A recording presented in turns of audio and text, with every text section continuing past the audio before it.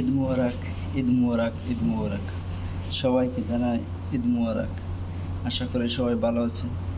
পবিত্র ঈদের শুভেচ্ছা সবাইকে।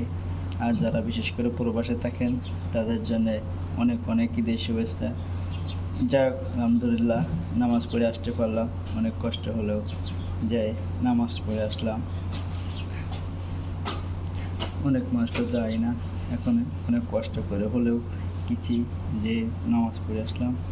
তা সবাই দোয়া করবেন। প্রবাসে সব থেকে কষ্ট আছে ঈদ।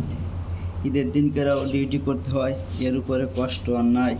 ঈদের দিনকে যে ডিউটি করতে কত কষ্ট হয় একটা মানুষই বোঝে।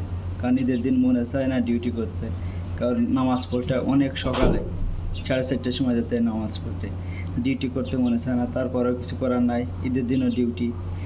বাইরে দেশে থাকলে ঈদ বলে আর কিছু থাকে না।